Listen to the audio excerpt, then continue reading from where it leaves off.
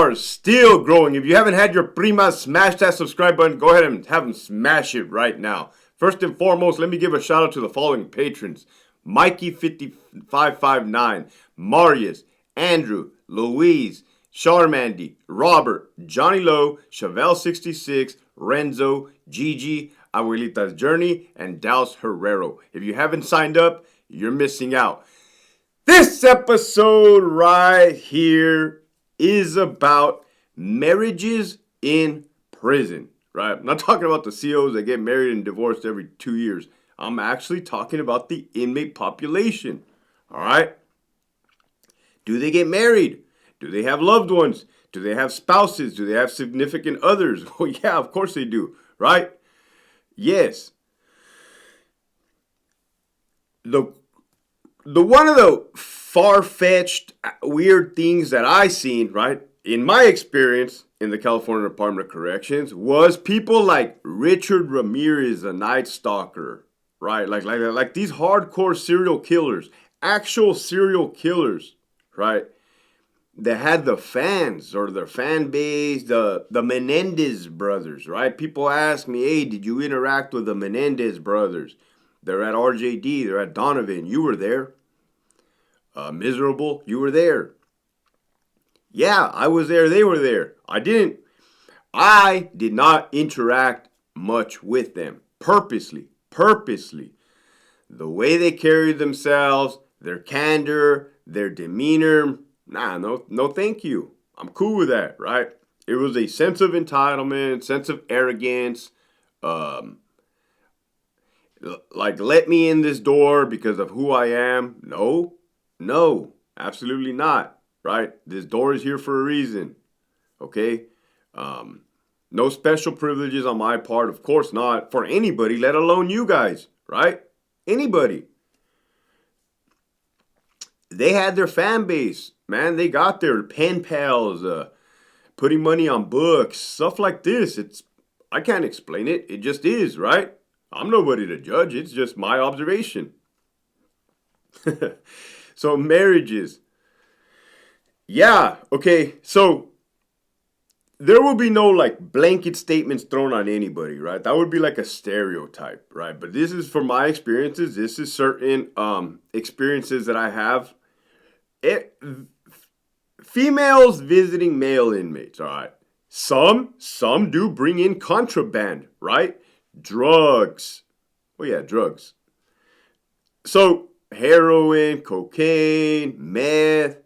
Well, I never really seen too much cocaine. The heroin and the tobacco and the meth will be selling in there, right? Then there's other people that visit their loved ones just to go visit them. They're behind bars. The visitors are law-abiding citizens, and they just drove a long way to go, see their loved one in person or behind a glass, non-contact visit. So, for you guys don't know, a regular visit will be in a visiting room with tables. You got your little kid play area. You got a TV area for the kids watching cartoons. You got your vending machines. The vending machine sells different stuff, right? Like food, burritos. You got microwaves, soda machine, and so on and so on. Right, then there's the glass, right? Like you see it in the movies where they put their hand up on the window. I actually never seen anybody put their hand up on the window in prison. Never seen it, not one time, right? In 16 years, might be a thing from the movies. They got a phone on one side of the glass and a phone on the other side. They're talking. Now, Hector, I know what you're thinking. How can the guys behind glass bring in dope? Oh my goodness, there's so many ways, right? It happens, right? So, they'll come, they'll visit, right? A few times, your boy right here worked visiting as an officer. I absolutely hated it. Hated working visiting as an officer. This is just me keeping it real. 100, right? Different positions. I would be sitting at the podium right there, like checking driver's license, assigning seats, right? The reason I didn't like it would be because of a lot of complaints, right? A lot of complaints, a lot of issues arise Nobody's happy, right? And well, that was a blanket statement, but you know, a lot of people unhappy, blah blah blah. Oh man, I that's not my cup of tea, right? Your boy ain't into it.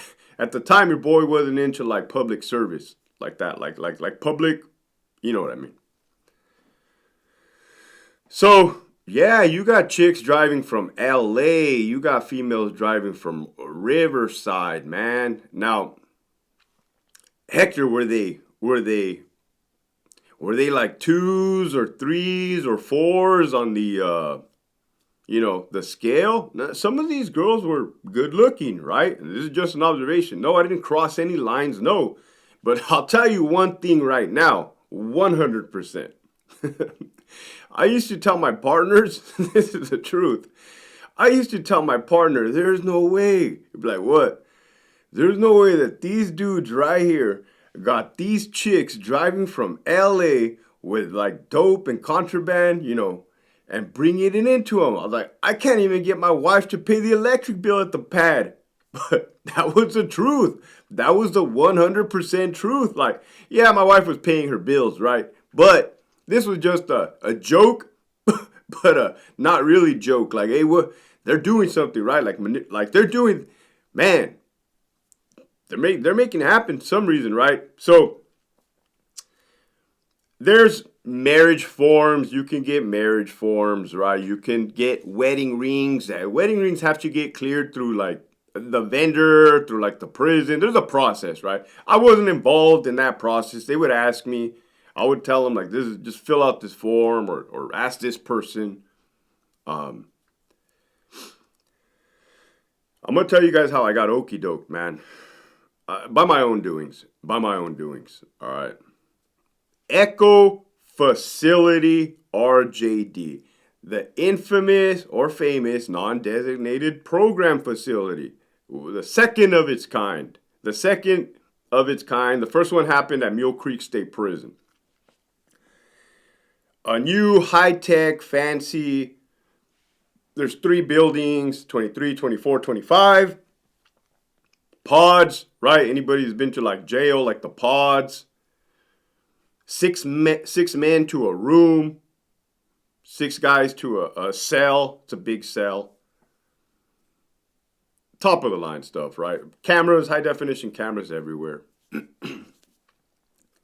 So, in this particular time, I was I want to say I was a sergeant acting as a lieutenant or a brand spanking new lieutenant, right? So, at that time, I was trying to go to parole. I was trying to become a parole agent. And there was a cool captain there, man. Cool captain. And I want to say his name, but I don't be saying names, right? Unless you have a bad heart, then I'm going to say your name. So,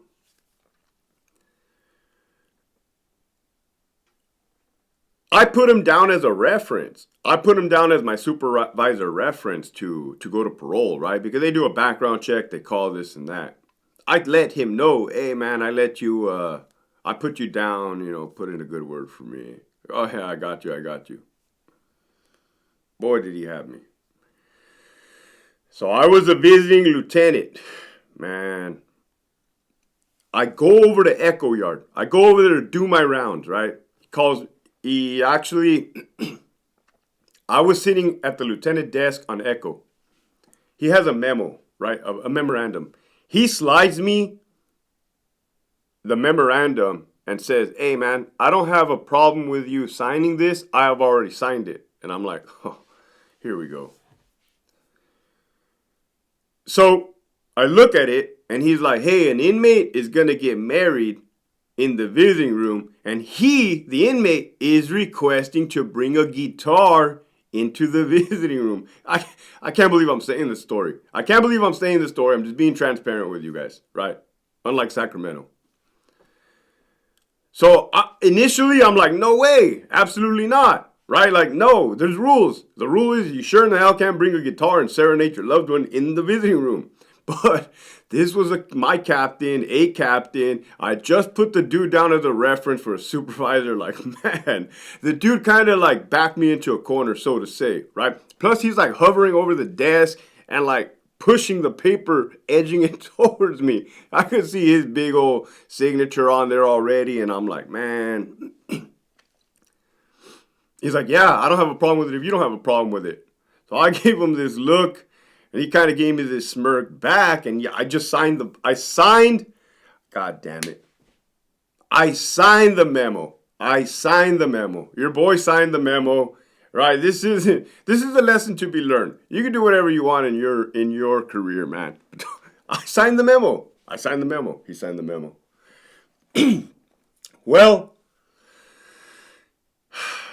man, people start catching wind. Actually, I start telling on myself fast to my partners, right? Get that story out there first. Hey guys, just to let you know, the homie backed me up against the corner. I signed it, man. No, what are you doing? What are you thinking? Oh, man. Yeah. Oh, no. This dude, oh my God, man. I didn't even know who that inmate was, but you can just you can tell from inmates when they're doing too much, when they're like purposely trying to like, kiss your you-know-what. You can tell. This was one of those guys, man. This dude brings the guitar. I wanted no part of it, man. It was a bad. The officers were looking at me like I just bumped my head, right? Only thing I can do is go along and joke with it, like, hey guys, have fun. I'm gonna be over here. They're looking at me like, oh, this dude, like, no way. Right? Oh my God, he goes, these serenades, a standing ovation. Homie gets down on one knee, right, looking like La Bamba. And my peers, this was around the time that the movie Coco. You guys knew the movie, was it Coco? Coco? That little dude that plays the guitar, right? They started calling me the Coco Lieutenant. Oh, Donna. Oh, it was non-stop. The jokes were relentless, right? I did it. Your boy did it. I signed it. There's no going back. It's out on the YouTube. Everybody knows now. I signed the memo. I signed it. Man, so that was not a wedding, so to say. That was more of a proposal, right? An engagement party for the masses. I wasn't there. You bet your dollar I wasn't there. I wasn't there. So then I'm going around following couple days, man, and going around, and then that inmate approached me. ALT, I just want to thank you, good looking out, blah, blah, blah. Like I told you, this dude always trying to manipulate me. I can tell when somebody's trying to manipulate me. Don't try to manipulate me. And this dude, like, I just want to thank you. I said, hey, dude, just so you know, that wasn't me. That was all the captain. And this dude, like, look, like, I just shattered his dreams, right? But he caught on fast. Like, oh, my little bait didn't go nowhere. Cool, bounce. I don't care. I'm going to keep it moving. You're going to keep it moving, right? Not because I was trying to be mean. Just wasn't trying to get manipulated that day. Or any day for that matter, right? Fast forward, man. They're making memes. They're making pictures, right? Coco Lieutenant with a guitar. That handle went away after a few years, months. But hey, fast forward. Don't fact check me on this, right? I'll have to fact check myself. But I'm pretty sure that inmate paroled, right? Paroled, left the prison, and ended up committing a heinous crime. Heinous, right? Heinous means that. Heinous, exactly that, right? I'm going to look it up, right? With that, the message for today, there was a lot of messages, right? The message is don't get got.